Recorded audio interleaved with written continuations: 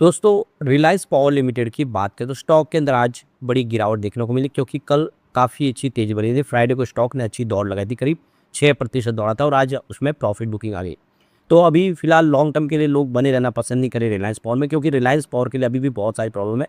वो यहाँ पे कुछ अपडेट है जिसको जानेंगे इस वीडियो के माध्यम से। दूसरी तरफ अगर हम जयप्रकाश पावर वेंचर्स लिमिटेड की बात करें तो स्टॉक के अंदर गिरावट हुई। अब जेपी पावर अदानी पावर का हिस्सा बन चुकी है कंपनी, लेकिन उसके बावजूद शेयर की प्राइस काफ़ी नीचे है। क्या आने वाले समय ये बेहतर करेगा? कुछ अपडेट है जिसको समझेंगे। साथ में यस बैंक की बात कर ले तो यस बैंक में भी आज कुछ कमजोरी देखने को मिली। यस बैंक का रिजल्ट बेहतर आ रहा है, यस बैंक का एनपीए कम हो गया, यस बैंक लगातार अच्छे फैसले कर रहा है, फिर भी शेयर की प्राइस नीचे। क्या आने वाले समय यहाँ से बेहतर करने की उम्मीद है? साथ में हम यहाँ पे पावर फाइनेंस कॉर्पोरेशन को डिस्कस करेंगे जिसने बहुत ही शानदार डिविडेंड देने का ऐलान कर दिया है। लेकिन फ्रेंड्स उससे पहले अगर आप पहली बार हमारे चैनल पे आए तो चैनल को सब्सक्राइब कर दीजिए, एक बेल आइकॉन दबा दीजिए ताकि जब भी नया वीडियो बने पहला नोटिफिकेशन आपको मिले। वीडियो पसंद आए तो लाइक से जरूर कीजिए। चलो फ्रेंड्स वीडियो स्टार्ट करते हैं। मैं हूँ आपका दोस्त एसबी दवे और हमारे अपने चैनल ऑनलाइन कमाई में आपका बहुत बहुत स्वागत है। सबसे पहले रिलायंस पावर के कारोबार की बात करें, 23.05 पर क्लोजिंग थी। यहाँ पे 1.71% की गिरावट देखने को मिली। अब सुबह शुरुआत तो पॉजिटिव हुई थी अच्छी खासी, 23.80 का इसने हाई भी बना है, लेकिन आप देखें फिर यहाँ पे प्रॉफिट बुकिंग आई। बाजार की कमजोरी की वजह से यहाँ पर भी दबाव बना और 23.01 का इसने लो बना दिया। फिलहाल स्टॉक अपने निचले लेवल के आसपास जो इसने 20 का बनाया हुआ है। तो यहाँ पे जो लेटेस्ट अपडेट है कि सीबीआई ने रिलायंस कम्युनिकेशन के मामले में फ्राइडे को सप्लीमेंट्री चार्जशीट दाखिल कर दी है। इस मामले में सीबीआई की ओर से दाखिल की गई है तीसरी चार्जशीट है और चार्जशीट मुंबई की विशेष सीबीआई कोर्ट में रिलायंस एडिजा ग्रुप के मैनेजिंग डायरेक्टर अमिताभ झुंझुनवाला के खिलाफ दर्ज की गई है। तो एक तरह से ये पूरी तरह से फंस चुके हैं अमिताभ झुंझुनवाला। सीबीआई ने झुंझुनवाला पर आपराधिक साजिश, आपराधिक गबन और धोखाधड़ी से जुड़े मामले लगाते हुए काफ़ी सारे आरोप लगा दिए। तो एक तरह से देखें तो अब मामला धीरे धीरे सुलझता हुआ दिखाई दे रहा है और समझेंगे कि इस पूरे मामले से निकलने के बाद ही रिलायंस पावर के लिए कुछ उम्मीदें जगेगी। तो फिलहाल सीबीआई का आरोप है कि इस साजिश के तहत रिलायंस कम्युनिकेशन लिमिटेड और रिलायंस इंफ्राटेल लिमिटेड के 1200 करोड़ रुपए का जो टर्म लोन दिया गया था, इन कंपनियों ने बाद में इस कर्ज को नहीं चुकाया है, जिससे एसबीआई को 917.25 करोड़ रुपये का नुकसान हुआ है और इसी वजह से ये भारी कार्रवाई की गई है। तो इस पूरे मामले में अभी तक 20 आरोपी के ऊपर चार्जशीट फाइल कर दी गई है।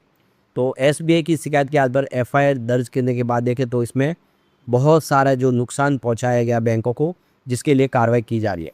अभी फिलहाल देख सकते हो कि अलग अलग एजेंसियां लगातार शिकंजा कस रही है। अब इस पे प्रॉब्लम ये है कि अनिल अंबानी की बहुत सारी जो प्रॉपर्टी है वो भी सीज हो रही है। लगातार करीब 10 से 12 हज़ार करोड़ की प्रॉपर्टी ऑलरेडी यहाँ पे सीज की गई है। तो अब आप देखिए ये जो प्रॉपर्टी अटैच हो रही है तो इससे एक निगेटिव इम्पैक्ट पड़ता है और देख सकते हो कि उनके पास भी वो जो अपने साधन है वो थोड़े और कम होते जाते हैं। इस वजह से रिलायंस पावर को भी प्रॉब्लम है और रिलायंस इंफ्रा को भी। ये सारे मामले एक बार सुलझ जाए, भले ही इसका निपटारा हो, भले गलत तरीके से हो, जो भी हो, लेकिन आने वाले समय एक बार निपटारा हो जाए तो रिलायंस पावर का फ्यूचर फिर से आगे बढ़ता हुआ दिखाई दे सकता है। तो यहाँ पे रिलायंस पावर के लिए कुछ प्लस पॉइंट ये है कि देखिए यहाँ पे इस समय इलेक्ट्रिसिटी कंजम्पशन बढ़ रहा है। एक तो डाटा सेंटर का इस्तेमाल हो रहा है, जिसमें डाटा सेंटर ज़्यादा से ज़्यादा बन रहे, पावर बहुत ज़्यादा इस्तेमाल हो रही है, इलेक्ट्रिसिटी का कंजम्पशन बढ़ रहा है। तो ऐसे में रिलायंस पावर एक बड़ी कंपनी है इंडिया की, जो रिलायंस पावर लगातार डिस्ट्रीब्यूशन का काम भी करती है, तो फ़ायदा हो रहा है। इसके अलावा इनके पास थर्मल पावर प्लांट की काफ़ी मजबूत यहाँ पे श्रृंखला तो है, साथ में रिन्यूएबल के प्रोजेक्ट भी कंपनी कर रही है। इसी वजह से रिलायंस पावर आने वाले समय उम्मीद है कि फिर बेहतर करेगा।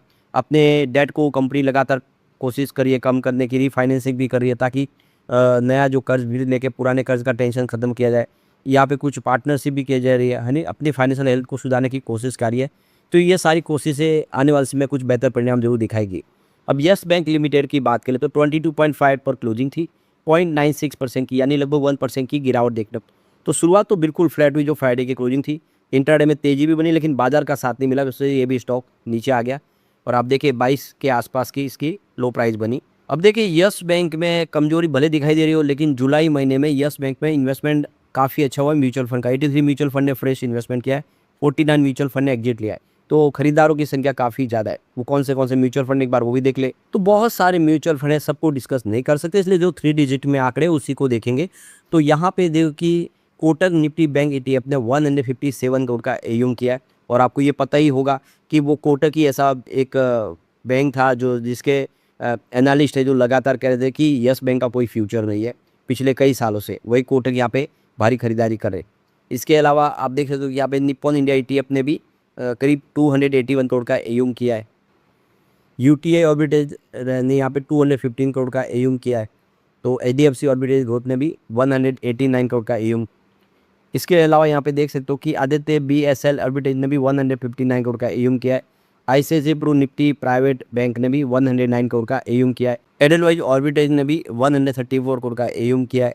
ICICI प्रू निफ्टी बैंक ने 102 करोड़ का AUM किया। तो काफ़ी सारा निवेश हुआ यहाँ पे और ये शुभ संकेत। अगर हम यस बैंक की सेहत की बात करें तो NPA काफ़ी कम हो गया। आप देखिए 0.20% पर आ गया इसका नेट NPA, जो यहाँ पे एक साल पहले देख सकते हो, यानी पिछले क्वार्टर में भी देखे तो क्वार्टर 4 में 0.30% था। तो क्वार्टर ऑन क्वार्टर बेसिस पे भी NPA काफ़ी कम हो गया। अब यहाँ पे ये जो रेशियो है मतलब 0.20% 30% पर आ तो आया। NPA जो है अब वो 677 करोड़ के आसपास कम हुआ। देखें तो काफ़ी कम हो गया है NPA। ग्रॉस NPA भी देखें तो 1.30% पर आ गया है, जो देख लो कि पिछले साल 1.60% पर था। तो काफ़ी कम हो गया। अब देखिए ग्रॉस NPA की जो टोटल अमाउंट है वो 3705 करोड़ पर आ गई, जो एक साल पहले 4022 करोड़ के आसपास थी। तो इससे आप क्लियरली समझ सकते हो कि जो बैड लोन है वो धीरे रिकवर हो रहा है, इसलिए NPA कम हो रहा है। तो इससे यस बैंक की स्थिति में सुधार हो रहा है। नेट NPA में 34% ईयर बेसिस पे जंप देखने को मिले, जो 1071 करोड़ तक पहुंच गया। ऐसे में उम्मीद करेंगे कि आने वाले समय यस बैंक बेहतर करेगा।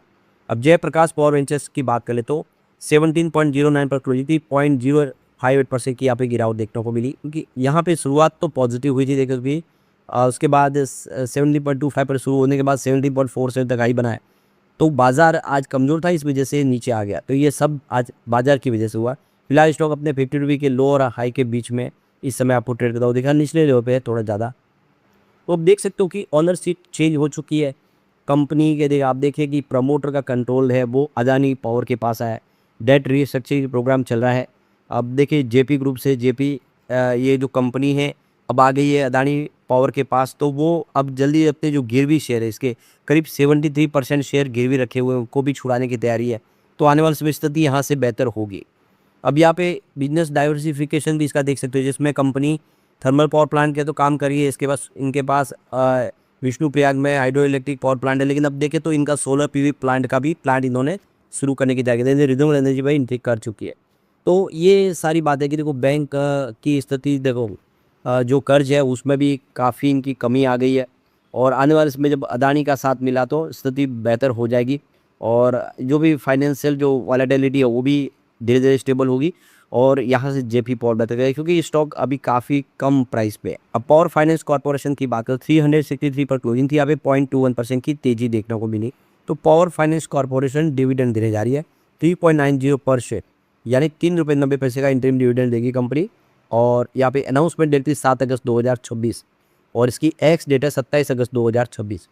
तो 27 अगस्त 2026 के पहले जिनके भी डिविडेंड अकाउंट में शेयर होंगे वो सारे एलिजिबल हैं, उनको इस डिविडेंड का फ़ायदा मिल जाएगा। अगर हम इसके ट्रैक रिकॉर्ड की बात करें, कंपनी ने लगातार साल में 5 बार डिविडेंड देने का ट्रैक रिकॉर्ड कायम रखा हुआ है। ये चौथा डिविडेंड है इस साल का 2026 का। देखिए इससे पहले फरवरी 2026 में 4 रुपये प्रति शेयर डिविडेंड दिया। उसके बाद में 23 मार्च 2026 को 3.250 का डिविडेंड दिया। 31 जुलाई को 3.950 का डिविडेंड दिया। तो इस बार 27 अगस्त को ये 3.90 यानी 3.90 का इंटरिम डिविडेंड का ऐलान किया है। तो काफ़ी अच्छा डिविडेंड कंपनी दे रही है, लगातार मिल रही है, और इसीलिए यहाँ पे संभावना काफ़ी अच्छी दिखाई दे रही है। लेकिन फ्रेंड्स, कोई भी इन्वेस्टमेंट करने से पहले अपने फाइनेंशियल एडवाइजर से एडवाइस ले ले, या अपना खुद का रिसर्च करें, क्योंकि मैंने वीडियो आपके एजुकेशनल पर्पज़ के लिए ही बनाया। वीडियो पसंद आए तो लाइक से जरूर कीजिए और चैनल को सब्सक्राइब कर दीजिए। Thank you friends.